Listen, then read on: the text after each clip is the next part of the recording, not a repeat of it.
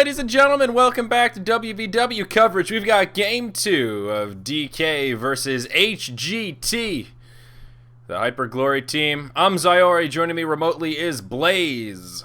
What's up, pal? How you feeling coming into Game 2?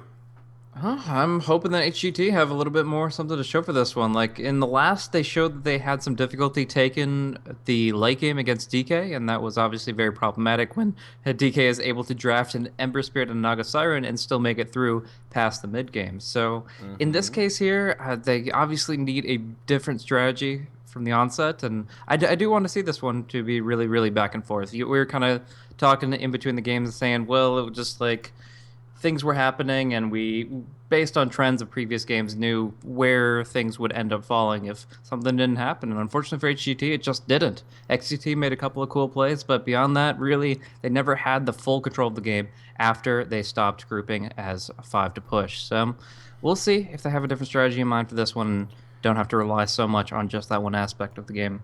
Well, DK are off to a completely different start here. They first picked the Mirana there, Priestess of the Moon, and she's a much different flavor from that Naga. And actually, Naga was available, not initially banned out. So DK are going to show us that they've got a couple of other tricks up their sleeves here. Now, I want to ask you something, Blaze. I'm curious about your insight here.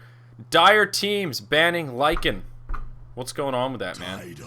Well, actually, if you look at the win rates of the hero, at least in the more recent patches, it does seem like it's actually a higher win rate on the Radiant side. And one reason is, yeah, it's amazing. But at the same time, like one reason is, for example, when you allow a team to pick up a Lycan on the Dire side, in part you always have a strategy in mind for how to deal with it. Sometimes people pick up Ursa and take Roche for themselves. Sometimes they have something else that'll control him pretty well. But we've seen like teams like EG run the offlane Faces Void, and that works out pretty well.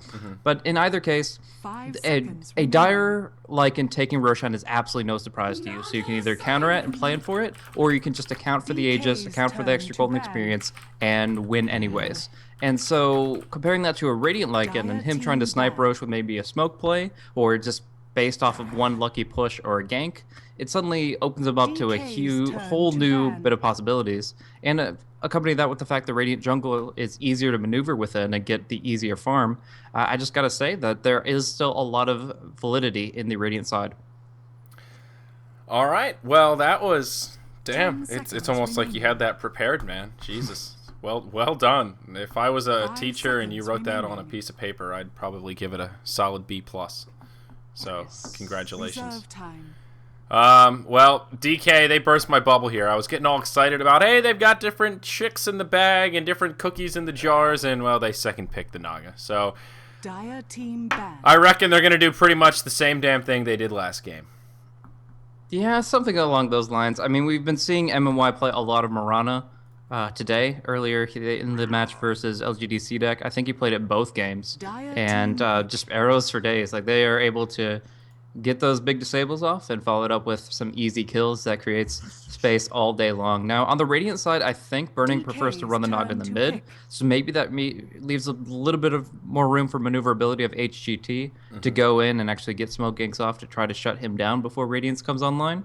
But for now, a lot of very active heroes to start off the game. The Enigma in the jungle, the Visage in the lane, and the Tidehunter most likely finding that offlane role. Yeah. Now, I am a little surprised to see HGT first pick the Enigma again. I was perusing their history of games over the past couple of weeks, and they have been running a lot of Enigma. It's a hero that for them seems to be tried and true, and they're big fans, but against these top-tier teams, you know, your DKs, your IGs, what have you, they don't give you the openings for those big mega black holes. And to be a successful Enigma, you don't necessarily have to land those huge 4 or 5-man black holes. But if the entire game, the best you can do is just land single hero black holes like we saw in that last game, and it's not even the Enigma's fault. It's more that these top tier teams they stay spread out, man. They know they've got that delta split down pat. They know what's good.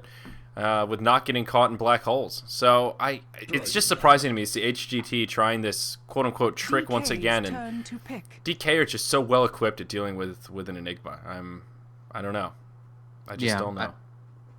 And in this game, the Rubik pick is really strong too. Lanham's probably going to be picking that one up, and not only is it good for the telekinesis and the arrow setup, but my goodness, does he have spells to steal? Oh Like, I yeah. don't think there's a bad spell to steal in this entire set of heroes. I mean, Yeah, yeah, you look at Grave Chill, Eidolons. Anchor Yeah. Smash. Oh, Eidolons are legit, dude. You can farm your jungle for like from the second you spell steal it to the second the spell steal ends, you can just be jungling up the storm, and you will be coming Okay. out with just pockets full of money. Well, that's true. I was thinking more in the context of like a team fight. You're chasing them down and you steal Eidolons. It's like, whoa, all right, watch out. I got some purple dudes. But you're right. You can still use it to farm. That's a fair enough point. But yeah, there's just a absurd amount of abilities to steal, and you never know. Maybe Rube will get lucky and steal himself the summon familiars. I've seen that once or twice in my day. It's a rarity, but still happens on occasion. But yeah, DK just have a pretty well-rounded roster here. They've got that flex pick Mirana, could end up being a support, could end up being their off-laner here, but still some long-range initiation. We've all seen Burning's Naga last game, and it's damn impressive. So yeah, a lot of potential there, but the Dragon Knight's going to come out once more, maybe going for a different level of item progression to try to actually directly either deal with the illusions or maybe proceed to actually bring down the towers. I don't feel the heart did that much for them, and yeah, we kind of saw them kind of break apart, and using it to essentially farm up neutral camps really didn't change too much. Plus 40 damage. There's a lot of more efficient ways to acquire such a benefit there. But anyways, they still have a lot of good disable hard lockdown, not only the Black Hole and the Ravage, which are those big team fight ultimates, but of course you now have this Dragon Tail, you have the familiar stuns. There are a lot of ways to cause people some problems, and now DK pick up something different. Elder Titan coming out for Ice Ice Ice. He is very formidable on this hero, but I'm trying to think of the reason to pick it up here. Visage is 0 base armor. Dragon Knight gets all his bonus from Dragon's Blood, which is bonus armor, not base. So I guess it's just to really go with that counter push, similar to the way we saw the Beastmaster used. 5 seconds remaining. yeah, that's kind of the only way that I can reason it as well. You're right there. When I think of Elder Titan, I think of just don't pick Morphling. Elder Titan slaps the Morphling around because of the same point you're making. It's all agility, and that ends up being base armor, but spells like Dragon Blood that just give you added armor completely negate, well, not completely, but pretty much negate the core effectiveness of that natural order. So just a hero that DK are very comfortable with, like you said, tried and true for Ice Ice Ice. So I just give him a little bit of turtle power and some additional team fight. There's a really solid setup with the Naga and the Elder Titan. Just in general, the Ensnare makes for pretty easy Echo Stomps, and of course the Song of the Siren makes for pretty easy Earth Splitters. So there is just kind of some natural synergy there that perhaps they want to have some fun with. Did they just give them the Dusa here if they're looking for that? They might not be, but there's I don't know. Like, obviously they would have to switch with their strats, but it's an old strategy of going Naga Siren, Elder Titan, and Medusa. It's not that old, but it's old-ish. They're gonna go something even weirder, Sniper. All right. I was just gonna make fun of you for suggesting a Medusa pick, but given the Sniper pick, I feel like the Medusa might not have been too far off. Could have actually been in the discussion here, but Drow and Sniper, the final picks. Wowza. Well, the Drow makes sense with Visage and with the Eidolons, both ranged creeps benefiting from the aura when she activates it manually. They can absolutely truck towers, so it's going to be pretty insane to see that. But what I was talking about with the Dusa, it comes down to the Elder Titan and the Naga Siren, the way that the Stone Gaze works with targets that are Echo Stomped. Because they wake up when they take damage, and the Medusa Stone Gaze doesn't deal damage, essentially you Song of Siren to set up the Echo Stomp, you Echo Stomp to set up the Stone Gaze, and then you guarantee like 3 people being put in stone from the beginning of the fight, and you can just right-click them down from there. So that's a strat that people use as kind of a cheese strat when Medusa Stone Gaze got reworked, and people were banning it out like crazy, but we're not going back to that one. We're picking up something brand new. Mushi Sniper, to be the looks of it. Hold on a second, man. I got a tweet about this. Last pick Sniper from DK. This is Twitter-worthy. There we go. Phew. Well, good time for a pause, I suppose. I'm sorry, Blaze. I didn't listen to any of that last stuff you just said. I was gonna try and bullshit it and pretend like I knew what you were talking about, but no. It's fair. It's fair. But well, at least I get my explanation out there. So yeah. Well done. So either way, I know you were talking about some pushing power from HGT, and they've certainly got it. You're spot on with the synergy with Dro. Usually Dro and Visage are paired together, and the Eidolons are just kind of an added bonus there. The ultimate test, though, Tidehunter, does he have Squiddles? He does have Squiddles. Oh, man. I have some hope for HGT here. It's all about the Squiddles. Definitely is. The mythical stuffed toy there on the offhand. That's going to be what sets him up for success. XDT, if he gets some good ancient stacks here and doesn't get blocked off too hard by a DK, he's going to be farming up to an early initiation item. Probably not the mech, since Pretty Haw has got that under wraps, so maybe he'll just go outright for the Blink Dagger and a couple of basic tank items here. But the bottom line is they want to be putting pressure on towers very, very early. Once Visage hits level 6, which will be relatively early because he's getting dual lane experience rather than tri-lane experience, thanks to the Enigma jungle, his familiars and the Eidolons will be just tearing apart everything with that Drow aura. And the reason for that is, of course, the Visage familiars have a 0.4 base attack time. They don't have any attack speed increasing things here on the team, but it doesn't matter. As long as you get that static damage buff, you can run out of charges on the familiars, and they can still be hitting for 30, 40, 50 damage, and it is gonna be insane. So we'll see if they can hold it. Elder Titan, not really that great in this situation, but maybe the long range of the sniper, being able to pick off those familiars without actually putting himself in jeopardy, might be the thing they need. Yeah, I definitely agree. I'm trying to just reason in my head exactly where this sniper pick fits in. I guess he is pretty good at turtling with that long range and the shrapnel. He can be kind of irritating, but I don't know. I worry about this sniper just getting jumped on. They don't have a clockwork or any really fast gap closer until the Tidehunter gets a Blink Dagger, so maybe Mushi will be able to hold his own, but I'm excited. You don't get to see Sniper too often in competitive games. Definitely. It's going to be all about the headshots, a little bit of PRD there, but if he gets the kills and the right targets, that's going to be a really big deal. Now, as far as where they're going to lane it, it might be like Mushi's safe lane. Like I said, Burning on the Radiant side usually prefers to run the Naga in the mid, but of course the safe lane is always open to him, and from there the Sniper can do well with some early experience of his own. In either case, yeah, I think it's going to come down to him getting some early points of take aim, getting the kills in the familiars, because they do get like 3-shot by the Sniper, and if he's far enough back, like you said, the Tide won't have Blink immediately, and they won't have any range of initiation on him. So I like the idea. We'll have to see how it comes down to an execution. Yep, so ZSMJ, okay, he'll go Ring of Protection, triple Iron Branch, and 2 sets of Tangos on this Dro Ranger. He's got plenty of regeneration power. I know that if you go Wraithband and double Iron Branch, basically the exact build that Mushi went for here, you get an extra damage point in your aura at the first level, so that's one little thing that a lot of Dro Rangers like to do, but he's going to go this more sustain-based build with all the extra regeneration. DK, 5-man squad, moving into the dire jungle. We could have an early clash here. Blaze scouting it out with the Astral Spirit. And will they find someone? Uh-oh, Pretty Haw walks into the danger zone. Lanham looking for a lift, but won't find it. And they will just block some camps here. They put down a sentry to block this big camp. And looks like that's all they're going to do to mess with the Enigma for now. Nope, scratch that. Medium camp gets blocked as well as they drop another sentry on the retreat. So, not crippling, but will slow down Enigma's farm a little bit at the initial stages. Yeah, so in this position here, he's going to be focused to the western side of things. He's going to have a lot more projected movements, and that's going to be problematic. And along with that, of course, the hard, the medium camp, those are going to be most of where your gains are. I mean, just opening up a medium, a small, and a hard, those 3, it's a kind of a triangle that he can still rotate through efficiently, but it will mean that the Visage can't pull at the same time because the Enigma's actually going to be having to farm up that easy camp. So that gives, subsequently, experience to the Elder Titan. He's going to have some pretty good movements here. Already actually looking to pull the creep wave to kind of manipulate the creequilibrium. Though ZSMJ has a few frost arrows for him. Yep, and we'll see what Visage can do in terms of counter warding here. He does have a couple of sentries. Does put it in range, but getting vision of this pesky ward, this is really a great ward spot. Hard to find. He's going to have to eat through a couple trees to get to it, and does not want to waste all of his tangos. So this first sentry, they finally find the vision of it. So Pretty Haw will walk by, and look at this. Sharing is caring here. Visage gives the vision, and Pretty Haw will finish it off. So first ward successful. That opens up the big camp.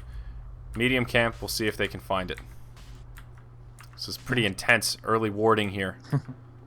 Yeah, it's difficult, but once they see what camps are exposed, they're just gonna go to jungle for right now. And if you don't break that one camp loose, it's not the end of the world. It's in central position, so it's very convenient to farm. But at the end of the day, you just really want to get rolling and moving in towards your early items like Soul Ring and Mech as quickly as possible. In the meantime, Dragon Knight's gonna get his bottle on the mid here. As far as CS count, he's 4 for 3 compared to Sniper's 4 for 4, but Sniper's only getting started here. No points in take aim. Going to be maxing Shrapnel to put some points into, or some damage into the tier 1 and mid. And from there, of course, he'll gain some real traction on the lane. Yeah, it's interesting to talk about the different sniper builds. We've seen some snipers opt for the headshot take aim build, and others go for this much more aggressive shrapnel primary, and like you mentioned, chip away at the tower, and if their opponents aren't careful, can actually use it to translate into kills. Meanwhile, in the top lane, Ice maybe in some trouble here. We'll take a Grave Chill, some Frost Arrows coming through, but he's just too darn tanky. They won't be able to bring him down, and Visage only level 1, doesn't put out too much damage. So Ice holding his own for now, has a couple CS under as well, actually more than a couple. He is 7-1, so as an offlaner here on the Radiant side, doing quite well. Already level 3, his Tidehunter counterpart, lagging behind a little bit halfway through level 2, but definitely struggling in terms of CS against Burning's Naga. Yeah. An unfortunate situation for Pretty Eye here on the eastern side of the jungle. He actually stacked this camp, and whether or not this was intentional, I'm not sure if it was the right call. These Centaurs, these Hellbears, they hit it hard, and he's down to 2 Eidolons with his last clarity. Or well, he has plenty more clarities banked up, but you can only have 1 active at a time, and yeah, his jungle seems really slow with these big right clickers here to kind of go toe-to-toe with him. So he's going to kill off the Wolf Commander once he gets 170, but it feels very slow paced, even considering the wards that blocked off his camps. Yeah, it is definitely slow paced. A good general rule of thumb benchmark is Enigma doing the right path without things blocking his jungle should be able to keep up with the mid laners, and they are well into level 4 now, and he is just about to hit level 3. I might get it from this wolf. No, not even there quite yet. So yeah, certainly right about that. He is struggling. Killing this double stack might get him back on track with these Eidolons, but still not particularly easy. The Centaur will stun him up, and these Eidolons will actually start to get cleaned up here. He's not microing them at all. Like, I don't know. The clap triggers when there's 3 or more targets in range of it. Same with the hoof stomp. So yeah, he didn't even finish off the Centaur camp. He did. I mean, he can kill off the little one with the demonic conversion, but even still, it's just he didn't even try to. I mean, it's not the easiest micro, but he didn't even try it. They just that's all right. Pretty Hall being a, dare I say it, a little lazy in the jungle here. It's costing him. He's halfway through level 3. Mid heroes, they should be level 5 now. Yeah, they're a good level and a half up on him. So good news for DK to get things started. Yeah, that's a little bit awkward for them. They're going to look to control the top rune spawn, but of course it's going to spawn bottom. Regen available for Mushi. So full shrapnel available, but it looks like XGT will head him off. And if there's no arrow to bring down the Tidehunter, then that's just going to be an easy one. He tries to deny it, and he will accidentally dodge the arrow as well. All in all, a nice little win for HGT. Yep. Close call. That arrow hit Tide. I don't know if they could have turned it into a kill. He does have 2 points in the Kraken Shell, so he is pretty tanky, but still could have given him a run for his money, as they say. MMY stationed on the high ground here in the mid lane. Looks like DK could try and set up a first blood onto the Dragon Knight. The other support inbound as well. It is Lanham on that Rubik. Shrapnel flying through. Chipping away at that tower further still. And yeah, Mushi committed to this build. 3 points in Shrapnel here at level 5. Yeah, I usually don't even like bother with an early point in it if you're not going to be maxing it out, because if you look at the mana cost, it's 120 at all ranks, so it only becomes more and more cost effective. Now they get the TK, guaranteed arrow, and that should be the death of DK, but he's pretty tanky. He's pretty tanky, but they'll still bring him down. Lanham, the one to grab that bonus gold on the Rubik, but a successful gank nonetheless. So Mushi's Sniper off to a great start here, gets that boost of experience, which means level 6. Assassinate is online, and he is ready to start sniping some biddies down. Lanham actually moving into the jungle here. Pretty Hawk, not quite level 5, and will actually stun up Lanham. Arrow flies through, barely misses, and they will find a kill on Rubik. That was kind of just an awkward play. He saw the Visage here at the low ground and just didn't have vision up into the high ground. I'm not really sure why he hung around there. I guess hoping the Enigma wouldn't be nearby. Yeah, I mean, the Visage is low armor, so it is really good damage if he doesn't miss uphill. but it wasn't worth the risk there, quite obviously. He's got 2 observers, so I think he was just looking to plant some in the jungle and rolled the dice there, moving up into the fog, and that time he crapped out. Unfortunately. But they're going to go ahead and stack up on the Radiant Ancients here. It's going to be MMY to help out his Tidehunter, so... Or, sorry, no, he doesn't. They don't have the Tidehunter. I mixed that up, so... who's going to actually be farming that? I guess long range the Sniper can. With a little bit of take aim, he can do some gradual damage, but still very effective to the Ancients, and from there he'll be able to get some good gold momentum behind him. For now, though, he's focused on this tier 1 tower, and it's actually going to be Dragonite to rotate away from it. Yeah, big rotation towards Ice Ice Ice in the top lane. It's actually 4 heroes, but he just TPs out as soon as he gets a little bit suspicious. There is this well-placed observer here, and gave him the intel he needed to make the great escape. HGT will start the pushing nice and early here. Glyph popped from DK straight away. Eidolons, Elder Dragon form, and of course that Dro Aura already been used. Only level 1, but still does help quite a bit in this pushing. Tower already down to about half health. There's a rotation from Lanham, and HGT won't be able to finish it off in this push. Dragonite decides, hey, we're giving this sniper way too much room. My tower's almost dead. I gotta head back towards the mid. And the initial push from HGT will be rendered unsuccessful. And I would like to say they did a lot of damage to that tower, but Sniper did the same amount, if not more so, to the mid tower with all that time he had left alone. So a good trade for DK, though. Now Mushi may pay for this, as he is in some trouble. Grave Chill to start things off. Double damage on the DK. There's the Malefice, Dragon Tail, and yeah, no way the Sniper is surviving that one. He did buy his items before he died, though. Yep, that's going to help him out a little bit moving forward with the phase boots and some extra TPs. But yeah, Visage definitely need that experience to move towards those familiars, which are going to really define how quick these pushes come through. It was very unfortunate that they had to kind of rotate the DK away after he made so much of an effort to go up top. If you remember in game 1, the way they started it off their push on the bottom lane was actually going in this movement here, where they smoked up the Enigma and the Dragonite, and then they went behind the Ancients, behind the tier 1 tower, converged on him 4 versus 1, and once they killed off their opponent there, the Beastmaster, then they were able to take the tower, no problem at all. But in this case, they don't get the kill, they have to rotate the DK away, and, well, the Sniper kill, I guess, is that little bit of a return. Yep, Ice Ice Ice TPs to the tier 1 tower as Enigma goes for the wraparound. Pretty Haw is now level 6, so Black Hole's online, and a smart play from Ice Ice Ice once again. Using those TP scrolls down in the bottom lane. XTT in some trouble. It will be a 2-hero rotation to join Burning, and they'll bring down the tanky Tidehunter. Kraken Shell helps, but it doesn't make you immortal. And that will tie it up 2 apiece here. As DK get another one on the scoreboard. We haven't talked about Burning too much this game, but he's been pretty much left alone. Tide not really slowing him down all that much. Dead even with the Dro in terms of last hits, and already 2,400 gold sitting in savings. Yep, pretty much to be expected from him here. We're mostly seeing action and rotations coming in from the other side. The Smoke of the State coming out right now onto the Visions. They got the shrapnel. 1 headshot required, 1 headshot received. There's the arrow, and there's the kill. MMY setting it up, and now DK pops off the Elder Dragon form, and they do have Black Hole. If only they could get in range. They pop off the Dragon Tail, but there's no way to coordinate that when he had already started walking away. Pretty Haw, he could have actually gone from a low to high ground Black Hole, but risking that cooldown in a 2 versus 2 scenario, there's so much potential for them to turn it around on you. Did you happen to catch that kill up top on Dro? Because I didn't. And I think it was Elder Titan's Spirit. Like, he's been harassing her time and time again, and she's been underestimating his damage. She was definitely 1 Spirit away, and apparently just caught up with her. Yeah, I did not catch any of that, but he didn't use Earth Splitter and has no points in Echo Stomp, so that was just straight astral punch to the face. That's unfortunate for the Dro. I guess you hit the nail on the head. Just underestimating the damage output from the Elder Titan once he gets some of that Spirit damage. It wasn't even that. It was literally just the Spirit. Oh, just the Spirit, just hanging out low health and... HP okay. Did the killing blow. He didn't get anywhere near her, but CSMJ. I gotcha. Yeah, he'll TP up top. Arrow flies through. It'll miss, but now he's in trouble. Telekinesis, Earth Splitter to fly. And ZSMJ will juke the Earth Splitter. Doesn't matter, though. Still goes down. Lanham finishes him off with a Fade Bolt. And that will make it now 5-2. DK grabbing some serious momentum in this early game. It was dead even, but all of a sudden, 1,500 gold, just about 2,500 experience in their favor.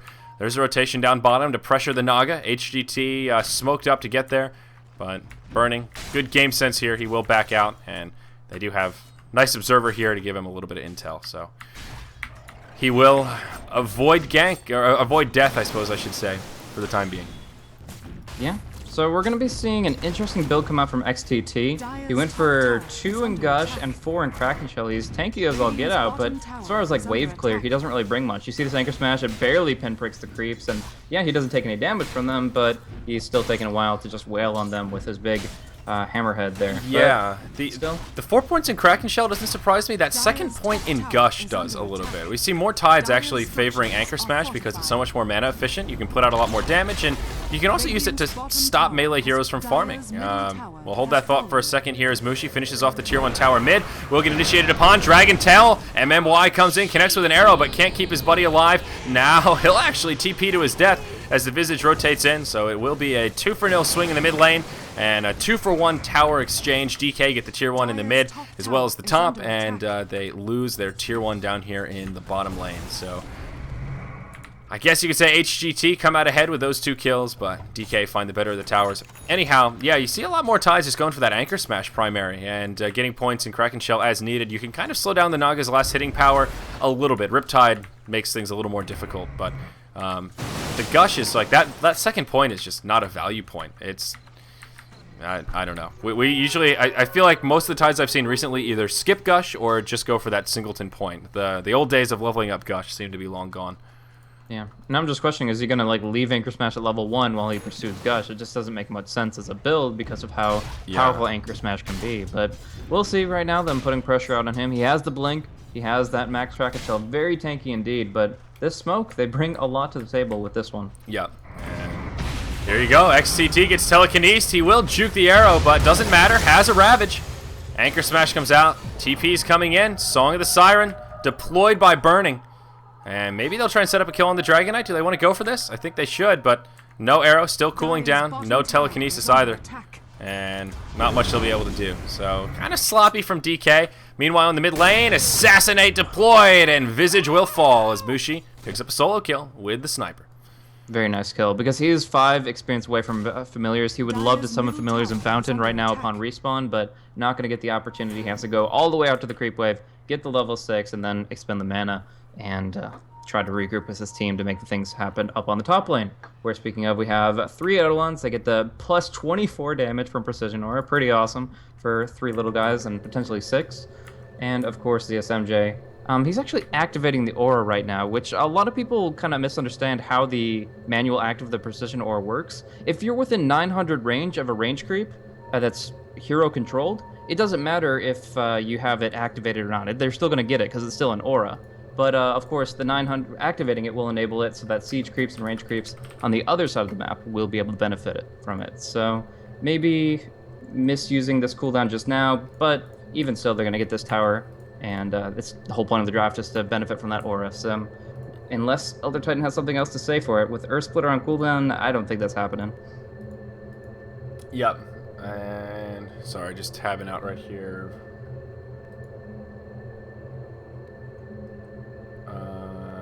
Yep, sorry. So, yeah, I don't know what the deal is here. Looks like Burning having some sort of a connection issue. So, DK are still in pretty good shape here, though. They've got about a 3,000 gold lead. Experience is starting to drop off a little bit. But Burning, I think he has a relic. Is that what's on the courier? Yep, sure is. So, Burning is in good shape. A slightly slower Radiance than we saw in the last game, but looking like 15, 16 minutes. Still pretty damn good timing. And Sniper did go back for a Midas. So, Mushi is not that scary quite yet, but, well, with the hand of Midas, he will be scary. And his CS is damn good. He's actually the CS leader now with 71. Yeah, very impressive there. And, of course, just getting that kill on the Visage. That brings him to 1, 2, and 2. He has been a little bit in these clashes, kind of been the punching bag, but now actually getting that assassination means he is moving on up in net worth here. He is going to be 55-46. And, with the Hand of Midas giving him attack speed, which, of course, benefits his kit pretty well with the headshot, he is going to be picking up those big important items. I would say probably a Maelstrom for now, but honestly, there's like a dozen different ways you can build Sniper at this stage. Yeah, it's true. Very true. We see him so little, I don't even know how to guess what Mushi's going to go for. Mjolnir's so popular now, it synergizes well with the Sniper, so I wouldn't be surprised if that's one of his first items, but we'll see. He did go for max take aim and 1 point in the headshot. So I don't know. I don't know if that's a standard sniper build or not. Yeah, in this case, for what he needs to accomplish. Essentially, he wants to kill off familiars, he wants to kill off Eidolons without risking himself.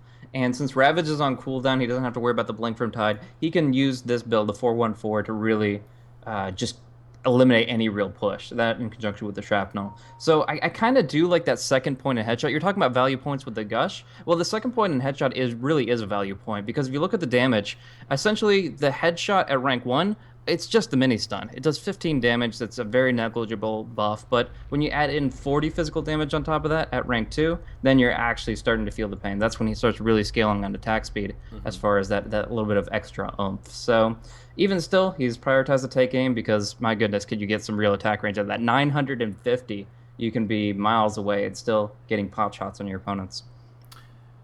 Yeah, that's a good point. That value point in Headshot at level 1. Oh man, that 15 damage. The mini stun helps though.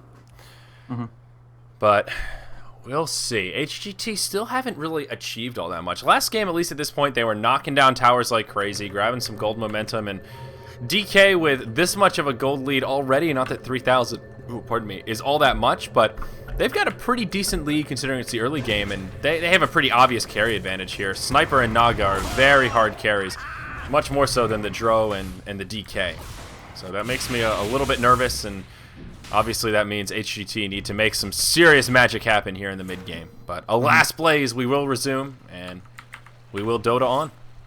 Yeah, it looks like it's going to be a deny on the top of Tier 1. That's kind of surprising. They weren't able to commit to that in full, but yeah, the Rubik TP to the Tier 2, and there were just a lot of factors up in the air. So they're just going to let that one fall, and I think that's actually a pretty important downtown, the Dragonite gets hit by a 5-second arrow. MMY, the Master Archer, sets up a kill on the DK. That was clutch.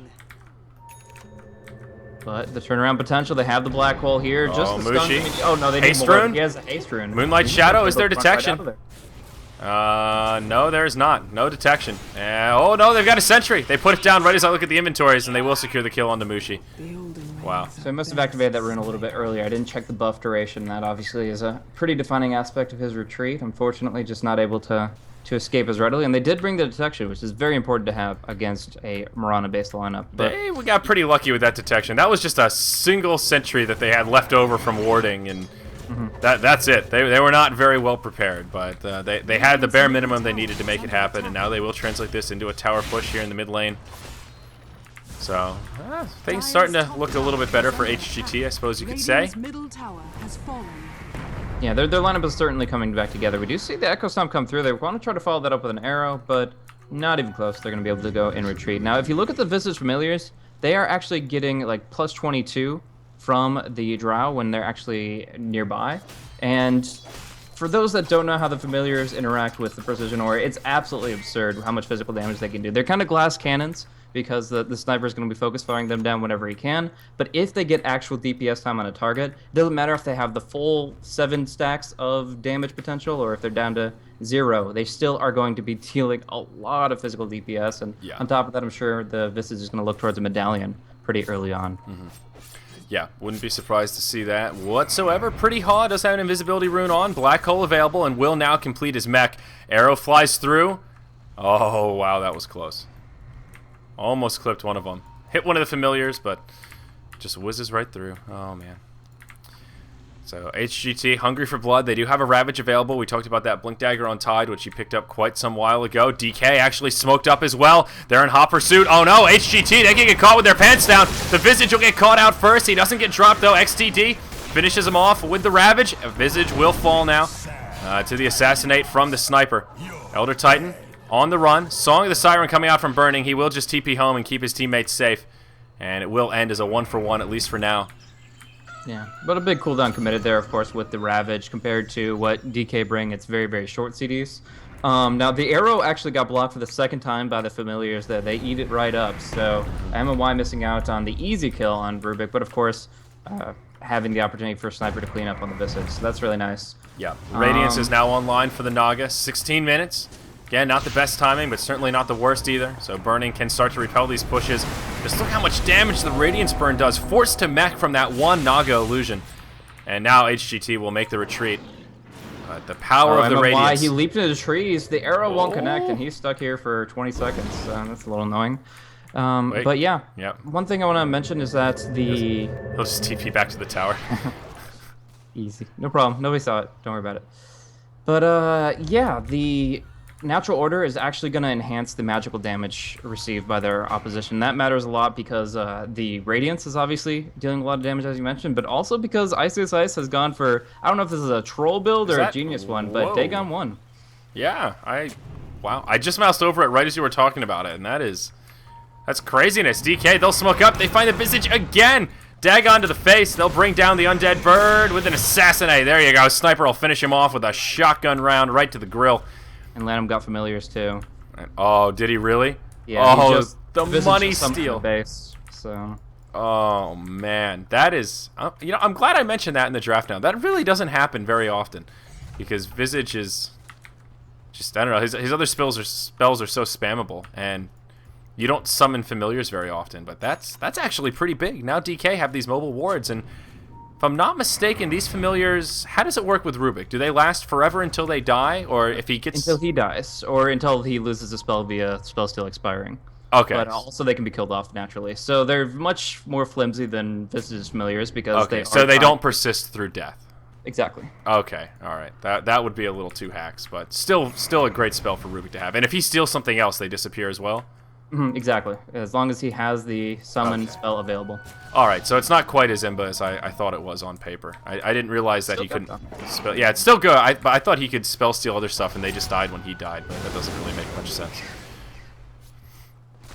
I don't know. I guess I hadn't thought about it too hard. Anyhow, Mushi gets initiated upon. Yep, the Kaka Dragonite will finish him off. Tries the TP home, but that's not happening. He'll just get chopped down by the hasted DK. So Dragonite also up on, oh my god, Shadow Blade up on the Dragonite, so making that kill a lot easier for him. HGT is in a very weird spot down bottom here. They have a 3-man flank on him. He has the Blink Dagger though. He's going to use it once, but the Familiar Stun not going to get in range. He does have a Ravage arrow. This is bad. No. I think they can stun lock him down here. One Familiar Stun, two. Down he goes. Elder Titan will finish him off with the laser. Kill secure. I mean, so far the Dagon seems to be working pretty well. It seemed like just a KS there, but he had a Ravage available, and there is a Tier 1 tower at the bottom lane, so not having vision, there was potential for HGT to come and try and make a defense if Tide had survived longer and gotten off a Ravage. So I think a good use of the Dagon there. Yeah, and also the way he used it the first time we unveiled it was with the kill on the Visage, and the big deal there is, of course, it sets them up for bringing them into Assassinate threshold. So it brings them down to the range where, for the most part, Mushi can secure that kill himself. So that's kind of the 1-2 punch that they're looking for, and of course it's all increased by the natural order. Yeah. Naga Siren here, doing pretty much the same build we saw last game. Radiance into BOTs. I reckon it'll be a Yasha out next. Again, no big surprise there. And actually Moonlight Shadow used. Looks like DK may want to contest this Ancient stack. They scouted out with the Astral Spirit, but no, they will just about face and head back to friendly territory here. Look at this warding from the Dire side, Blaze. They got them all over the place. One right in the mid lane, one here in the Dire jungle, and they've also got, oh, well, one of them will get countered here, but yeah, they've got another one here in the top, so a lot of vision if they want to get aggressive. They've been doing a really good job, but unfortunately all of those are on ground level, so it's very easy for MMY to just happen upon them, right-click them down, no problem at all with this Geometry side if he just keeps on making his paces. For now, he'll try to scout him out with the Sacred Arrow, but I think he is going to find the one up on the top lane now.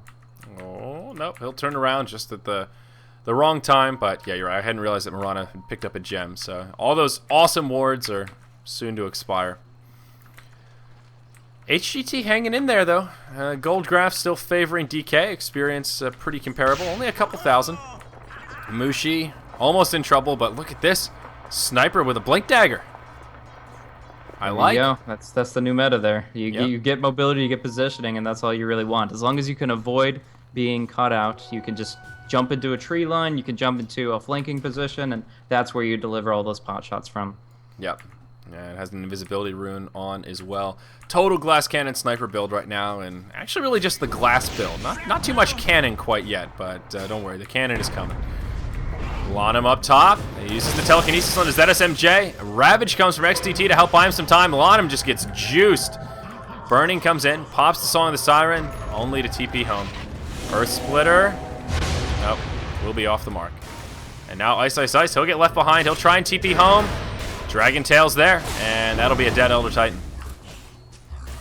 Yeah, so good follow through there, especially the Visage being able to clean up with the Soul Assumption. There was actually an interesting thing happened. Right when the Ravage came out, the Tide got arrowed. So Rubik actually stole Ravage, but he was dead before he actually got out of any of the stuns. So all in all, they were able to clean things up nice and tidy, and it's back to the regroup for HGT. They do have the Black Hole. They haven't used it yet, but whether or not they get the opportunity is a whole nother story, considering he is rather immobile with only 350 MS and the lack of Blink Dagger.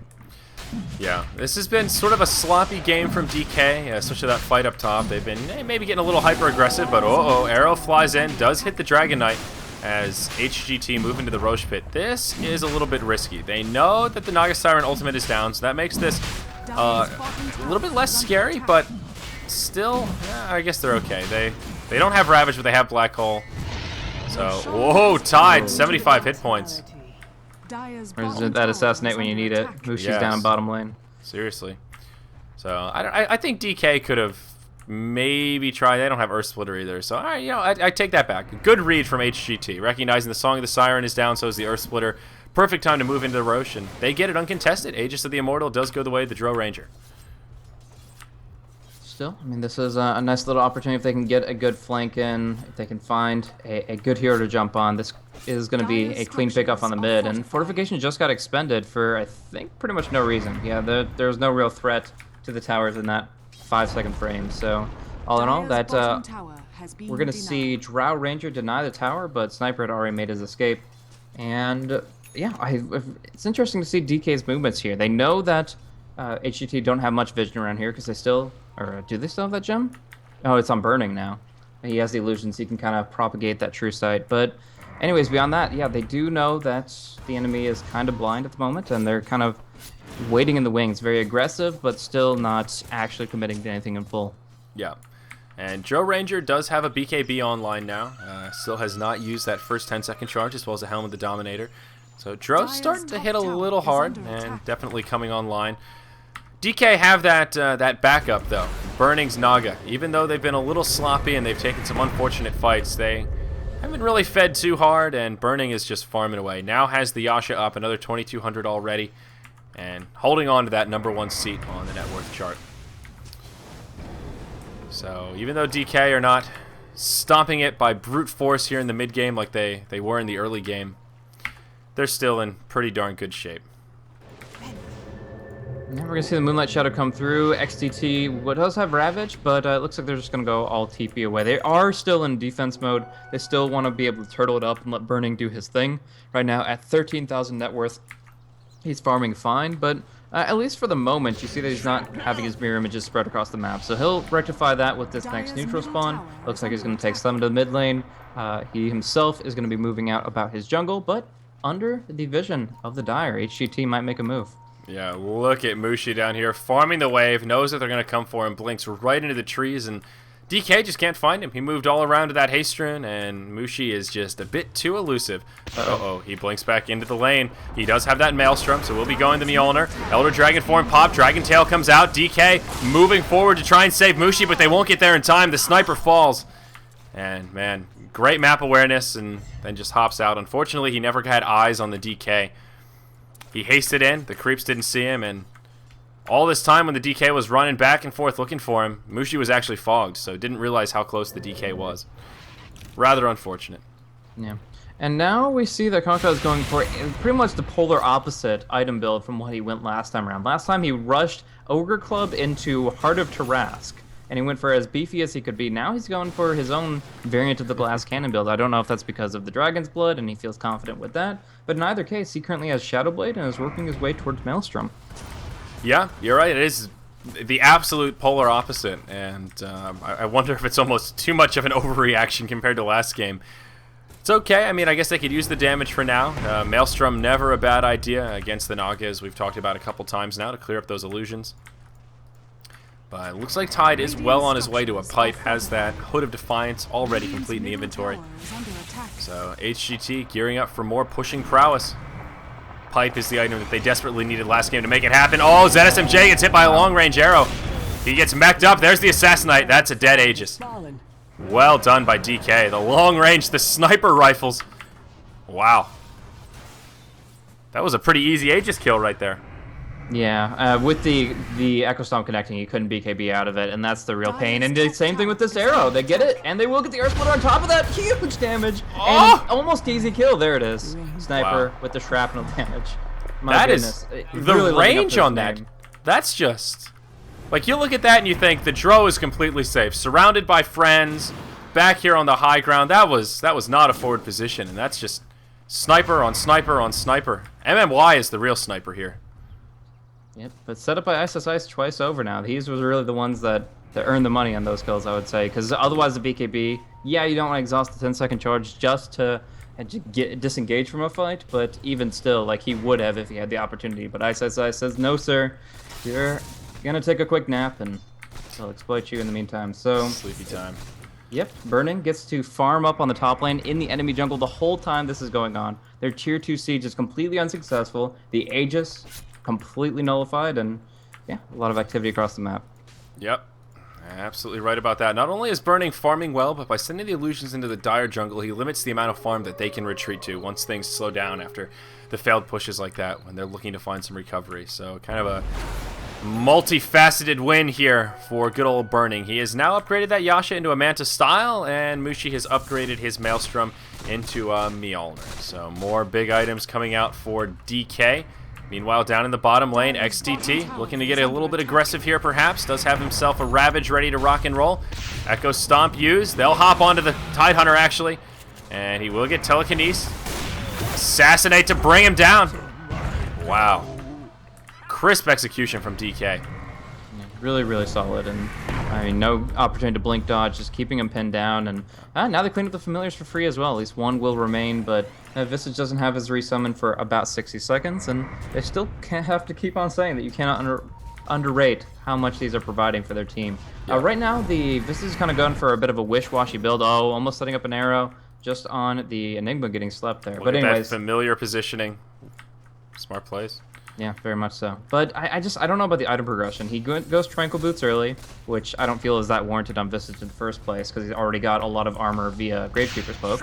But anyways, I'll get to that after we see this engagement here. Dragon Knight looks to go in. No, right through the shrapnel, slowed down. He's like, not really wanting a piece of that action. So back over to the Visage. Yeah, he's got Sage's Mask, which implied he wanted to go Medallion. He's got Point Booster, which implies he wants to go Aghanim Scepter. And then he buys a Gem of True Sight. That's his gem. So it's a lot of cash down the drain, and he's not really actually progressing. Yeah, that's a really good point. Sitting on all these casual items aren't really doing a hell of a lot for him. But I guess one thing that we were confused about that seems obvious now is how this Elder Titan pick fits in. We were a little caught up on the natural order, but really it's the initiation from the Echo Stomp. They've set up so much with that, as you were making point earlier. So smart draft from DK. It wasn't really that transparent when they drafted it, but now you see that long-range poke between the arrow, the Assassinate, and even the Earth Splitter on top of that. It's pretty absurd, especially now that Laudum has a Blink Dagger. If they get caught in the Echo Stomp, he can blink forward and drop the rotation of Telekinesis and Fade Bolt. And all that combined is really hard for anyone to survive, BKB or not. Very, very difficult to avoid entirely. The Astral Spirit, the Echo Stomp, is designed to catch you off guard if you don't have something like a Force of Blink, maybe a Shadow Blade from the DK. But ZSMJ is the one they're hunting, and with TK into Arrow, it's going to be a kill. Oh no, XCT with the Ravage turnaround. Yeah, might be able to grab a kill onto Laudum. The Earth Splitter just barely off the marks. That SMJ actually pops his BKB here, so he wants to fight. MMY tries to TP home, but there are some familiars inbound, and he will take a tumble. Down he goes. Gush to finish him off from XTT. Right place at the right time for that Tidehunter. Ravage keeps his buddies alive and ultimately secure the kill onto the Mirana. Yeah. In truth, ZSMJ's BKB was completely unnecessary, didn't stop anything, but it's just that defensive reaction he needs to kind of stay in the fight, and they do get the pick off of Mirana, not just killing off a level 9 support Mirana, but also taking the Geometry Sight away from DK, which is absolutely huge when it comes down to map control. Yeah, oh, you're right, they did pass it back to the Mirana. And now Dragon Knight comes in onto Laudum, and that's just an easy kill. The Shadow Blade coming in handy there, and making that one possible. HGT will level it out now, 12 apiece, but again, this whole time, it seems like the underlining story of this game is burning, just farming away. And is that a harder task? Nope, just a Reaver, but well on his way. And almost level 16 as well. So even though HGT are doing pretty well finding pickoffs around the map, they're not really pushing, they're not really finding objectives outside of that first Roche. And I'm not sure what their response for burning is going to be in 5, 10, 15 minutes from now. Yeah, so in this position, they've got 2 gems to their name, one on Tidehunter, one on Vistas. They're actually going to run right into burning, the prime one as well. But it looks like MMY is just going to dump all his money into the hard utility, the hard support. He just picked up another gem, and that's a lot of money to spend on a hero that's been pretty much taking no CS whatsoever. Yeah, a little bit surprising. Surprising just to see him pick it up so early. I feel like more frequently you see teams wait it out a little bit, see if they can grab one of the gems back, and if they take a tumble or take a bad team fight, then, you know, maybe, okay, we need to just get another gem of our own. But right now, HGT are actually carrying around both of the gems that they have, so it's a decent chance that DK could potentially find a pickoff, especially since one of them is Visage. He's only level 11 and not particularly tanky this game, or well farmed, as we've already made mention of. So, either way, MMY rolling in the money and happy to grab another gem, it seems. Definitely. Now, an interesting ward came out in the southeastern corner of the map. This is the anti-Mushi ward to some extent. Like, he's been blinking in these trees like a half a dozen times this game, but they put out this weird little observer ward up on the cliff that says, you see it against Tinkers, but I have never, ever seen it against a Blink Dagger Sniper. So, pretty cool. Yeah, that's a really good point. I noticed that spot in the trees there, but I didn't quite connect the dots, and you can just barely see that ward over the cliff there. So Mushi has not been spending nearly as much time down there as he once was. He's now staying grouped up with the team. Doesn't want to get caught off guard. He's actually carrying the gem right now, and he has picked up an ultimate orb. I imagine that will be a Scotty, but you never know. They will initiate onto ZSMJ up top, and that's an easy kill. They just burst him down, telekinesis into arrow, with Sniper laying down all the pellets on top of it. Rough stuff for the Dro Ranger. Yeah, like you can talk all day long about MMY having absolutely no items, but all he needs to do is arrow, arrow, arrow, and his team's providing him the best setup in the world for it. A Blink Dagger, a Tinker, or wow, I don't know why I said Tinker, Rubik, and the Elder Titan as well. Just both of them pretty much guaranteeing these. And once again, pretty hot right into it. No items or not, MMY is doing work just with arrows alone. Pretty hot. Will Mech may pop the BKB, takes an assassinate to the face, and that'll be the end of him. XTT comes in, connects with the Ravage to finish off the Marana. It's a 1-for-1. And that's where the fight will end. Both sides will back out. Pipe now complete, and wow, Ice is actually leveling up this Dagon. It's now level 4. Yeah.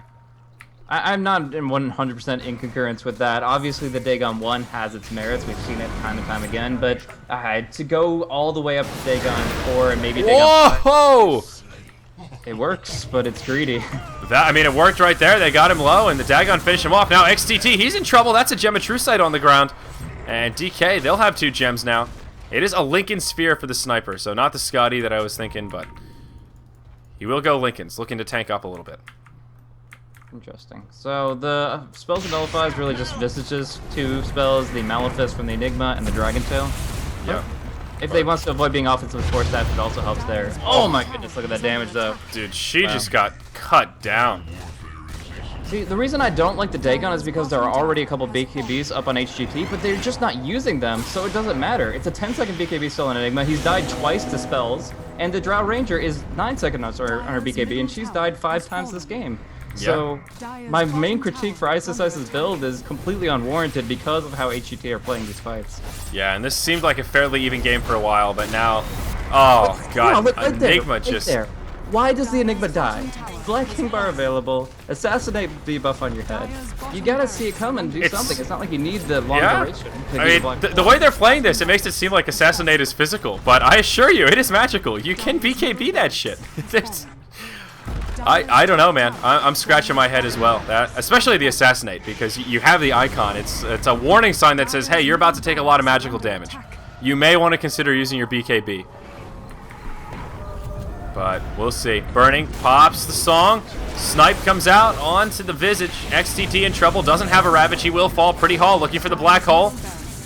Can he get it off? It's not looking good. DK pressing forward, and HGT going to be forced to retreat to the well soon. Pretty hot. BKB on. Black hole time. Is this it, boys? No, he's just taking too much. The sniper's too long range. They proc the Lincolns. Visage does get picked off. And Burning taking some damage, but ZSMJ just can't finish him off. They hop forward. There's the GG.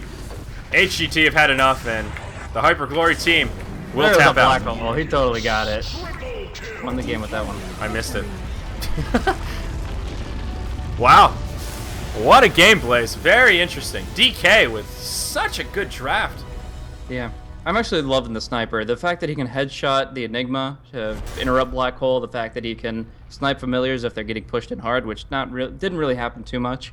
It really disrupted them. They obviously didn't know how to deal with it, and then him blinking in the trees and just playing a fox in the hole. It's just, I don't know, confounded HGT. They didn't have an answer. On top of that, I like you were saying, it all came together. I was as puzzled as you were about how the Elder Titan fitted in, but that was insane snipes. Yeah. The stomp, the arrow, the assassinate. There just wasn't an answer. They were just, they had like that long range pole, and they were just poking them left and right until they keeled over. It's good shit. I like it. Very innovative from DK. I have not ever seen a draft quite like that, and certainly not one executed as well as they did. So very well done. A much deserved 2-0 over HGT, and DK will move on in the bracket here for WVW. That concludes this best of 3 series. I believe we actually have one more BO3. I'm still kind of chit-chatting with gods here about who's covering what. We have a shortage of casters today, tomorrow, probably the next day because of DreamHack. A lot of our remote co-casters are either at the event or involved in some way or another. So there is another BO3 scheduled. I think it's IG versus CIS, if I'm not mistaken. So that may be coming up in about an hour's time. But until then, guys, thank you for joining us here on BTS. I'm Zyori. The guy with me remotely is Blaze. You can follow us both on Twitter at ZyoriTV and at BlazeCasting. Those two are in the title of the broadcast. Blaze, always a pleasure to cast with you, my friend, and I'm sure fans of BTS will see you again in the future. Thanks for having me. And I will be over on Beyond the Summit 3, casting up some SEA Dota for Good Play Gaming. And that's going to be Invasion versus Scythe and Invasion versus MVP Phoenix. So China Dota, SEA Dota, everything all at once. It's a good time here. So much Dota. All right, Blaze. Good luck to you, and we'll see you later, guys. So music coming up, and I'll have an announcement coming in a couple minutes about exactly what's coming up next here on BTS 1.